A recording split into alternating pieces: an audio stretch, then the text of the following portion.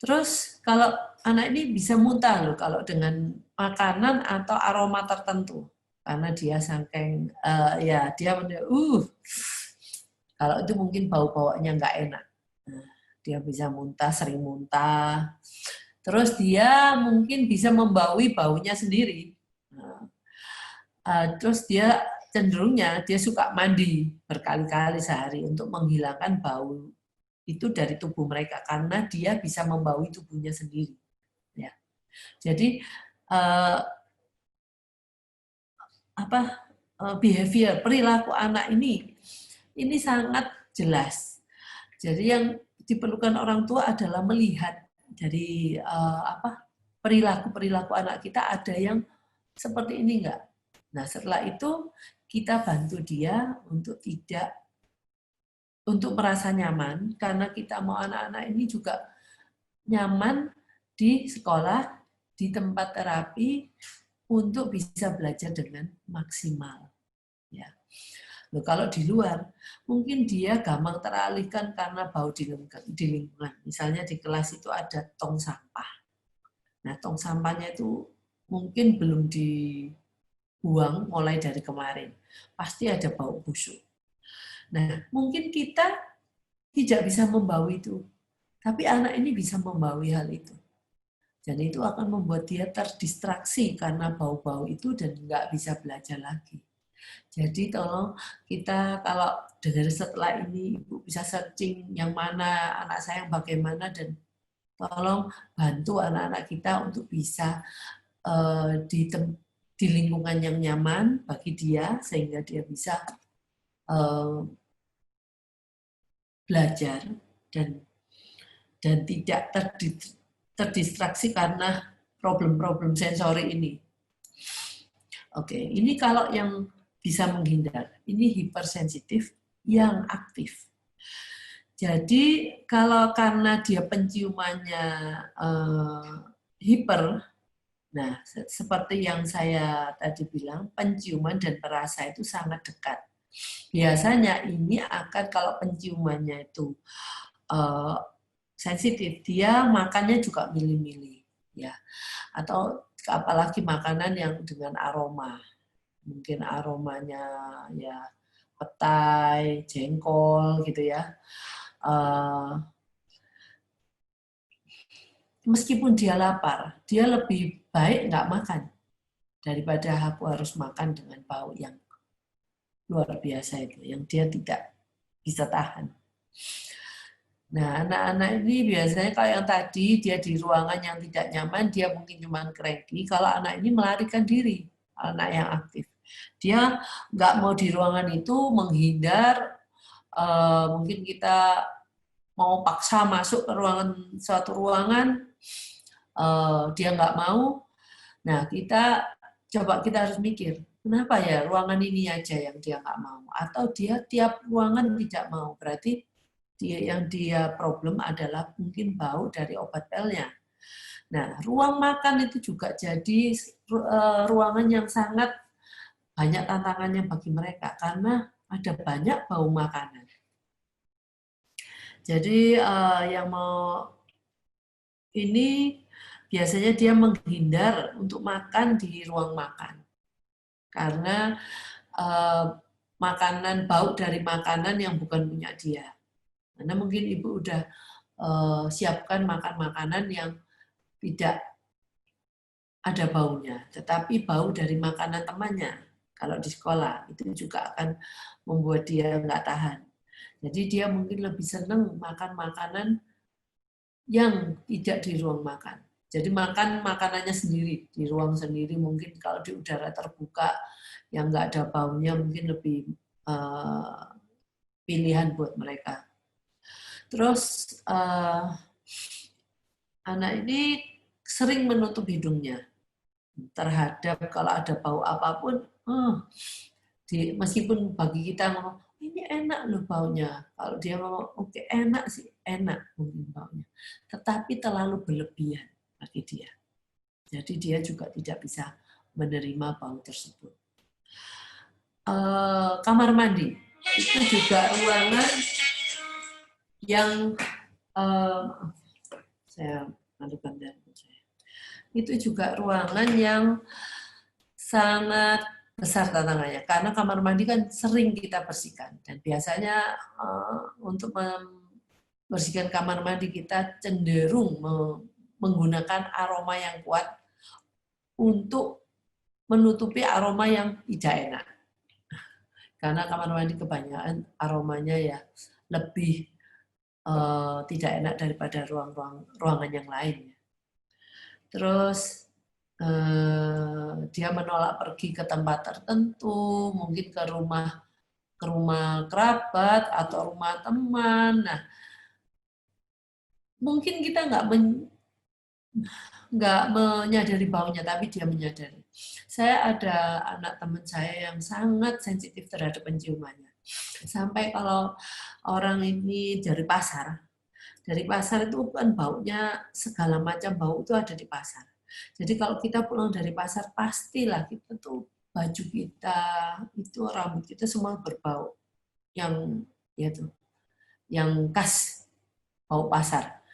Nah, dia selalu menolak orang yang berbau orang-orang tertentu masuk ke dalam rumahnya walaupun itu kan temannya ibunya. Nah, jadi lama-lama ibunya tahu, oh, jadi kalau orang-orang yang ditolak oleh anaknya masuk ke dalam rumahnya adalah orang-orang yang baru dari pasar belanja. Nah, biasanya, kamu dari pasar ya? Oh, karena anak saya pasti tidak menerima orang masuk ke dalam rumahnya kalau dari pasar. Nah, jadi hal-hal ini yang saya terangkan ini mungkin bisa jadi apa ya? Jawaban dari perilaku anak-anak kita selama ini. Ya. Kita ke ini. Contoh kasus penciuman untuk hipersensitif. Nah, ini ada anak laki-laki berusia 5 tahun. Dia sering pulang dengan celananya itu kotor. Terus gurunya tuh bicara ke orang tuanya. Kalau anak ini tidak mau masuk ke kamar kecil, toilet di sekolah ya, dia menolak menggunakan itu karena bau penyegar udara dan bau produk untuk membersihkan toilet tersebut. Nah, dari kasus ini kita akan tahu bahwa dia pastinya hipersensitif. Tapi dia yang polanya yang aktif karena dia menghindar secara aktif. Dia menolak, tidak mau. Benar-benar nggak mau. Terus dari sana gurunya menerangkan kenapa dia pulang dengan badannya kotor semua karena dia tidak mampu untuk membersihkannya selama di sekolah. Oke, dari kasus seperti ini kita tahu bahwa anak ini hipersensitivitas yang aktif. Strateginya bagaimana untuk membantu anak-anak yang aktif ini? Ya. Aktif secara hipersensitif penciuman. Dalam beberapa kasus kita bisa menurunkan sensitivitasnya terhadap aroma tersebut. Bisa pelan-pelan kita kenalkan ya, dari jadi baunya yang sedikit untuk mungkin kalau alat pembersih kalau kita mau menurunkan baunya itu kita campur air yang banyak, kita dilute, kita campur. Nah kalau kita pakai pastinya anak ini masih membaui, tetapi sudah tidak terlalu seperti pokoknya dulu kalau obat pel 1 ember air 2 tutup atau 3 tutup banyaknya untuk obat pelnya. Mungkin ibu sekarang jadi turunkan jadi setengah tutup atau 1 tutup. Bagaimana dengan hal itu? Apakah dia bisa menerimanya atau masih kurang? Untuk anak-anak yang sangat hiper, itu mungkin sangat sulit untuk keluar dari itu. Nah, kalau dia menolak memang nggak bisa ya, kita jangan membuat dia trauma untuk mencoba. Jadi mungkin dilutnya itu harus sangat-sangat apa ya, yang dari tadi 3 tutup botol mungkin jadi cuma setengah sendok makan. Nah, bagi kita kan nggak berbau ya, bagi dia mungkin masih berbau. Oke, yang pilihan yang lain jadi gunakan produk pembersih yang bebas pewangi, termasuk deterjen. Nah, ini kita dipakai produk-produk yang saya tahu mungkin adanya tuh ada merek tertentu ya, ada memang nggak. Nah, kalau kita suka pakai parfum atau cologne untuk anak-anak yang seperti ini, ya menghindari memakai parfum atau cologne. Karena kalau nggak gitu anak kita nggak mau deket-deket sama kita. Nah, di kelas kita lihat yang jadi sources dari bau-bauan itu apa? Biasanya tempat sampah.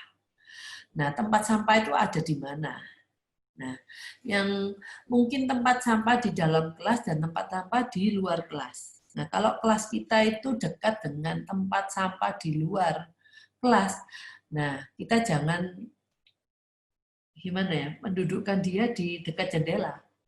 Jadi yang kita harus bisa melihat paling bagus itu dia di mana duduknya.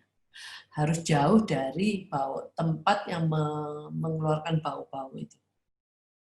Yang ini untuk supaya selama dia di sekolah atau di tempat terapi, kita nggak menghabiskan waktu, menghabiskan uang, dan menghabiskan energi untuk anak ini hanya di sana, tetapi anak ini tidak mampu belajar mendapatkan apa-apa karena penciumannya hipersensitif. Ya. Nah, kalau umpamanya pastilah, sepertinya kita di mana-mana itu ada pasti bau-bauan. Nah, ada satu cara untuk supaya anak ini bisa survive, ya berikan dia membawa bau-bauan yang dia suka. Ya, yang sudah didilut, yang dia bisa terima bau itu. Jadi ini kalau dia nanti ada bauan yang dia nggak suka, dia buka itulah untuk dibau daripada dia membau yang bau-bau yang nggak suka dan sangat kuat itu. Jadi ini untuk menutupi bau yang nggak kuat, kita bawakan dia dengan minyak esensial ya untuk menutupi bau yang lainnya. Ini beberapa strategi yang bisa dipilih untuk menolong anak dengan kondisi ini. Oke. Kayaknya untuk penciuman sudah selesai. Saya mau tanya apakah ada yang mau ditanyakan untuk indera penciuman?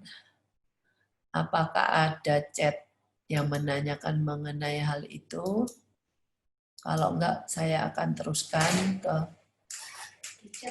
ada chatnya. Bentar. Yang saya lihat paling akhir ya.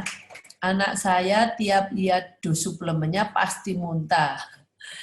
Terutama Aksa, terima kasih. Bu, itu Ibu kan saya bilang memang seperti Nutracare enzim itu baunya itu sangat kuat karena itu terbuat dari herbal. Jadi, nah kalau Ibu mau dia tidak muntah, jadi Ibu ambillah dia membauin pilnya, kapsulnya itu. Jadi kalau kapsulnya itu mungkin Ibu ambil aja sedikit, taruh di kapsul yang lain. Jadi baunya biar nggak terlalu kuat gitu ya. Lama-lama dia kalau dia baunya nggak terlalu kuat, mungkin dia masih bisa. Tapi ini pengenalan. Jadi seperti saya tadi, bagaimana mengurangi sensitivitas anak terhadap bau tersebut. Ya, ini bisa juga dari hidung, bisa juga dari indera perasa. Ya, kalau aksa ini Ibu bisa ambil aksa itu sedikit terus kasih air yang banyak. Ya, Atau aksa ini kan ada baunya ya, segala macam bau. Ibu taruhlah di tempat mungkin di kain ya, kain. Kalau sapu tangan kalau sekarang ini sulit ya kayak nyari sapu tangan, tapi maksud saya taruhlah di permukaan tertentu yang bisa bau tersebut itu menempel terus. Kalau baunya aksa kita taruh di sapu tangan itu meskipun itu kan masih ada terus, sebelum kita cuci bau itu pasti ada terus. Jadi biarlah dia bermain-main dengan itu, apa namanya, dengan bau itu, waktu dia melakukan aktivitas apapun mungkin taruhlah itu di sekitar dia. Nah, jadi baunya itu sudah diturunkan dari bau suplemen apapun yang ibu mungkin mau dia expose, tetapi dengan kadar yang sangat rendah, gitu ya.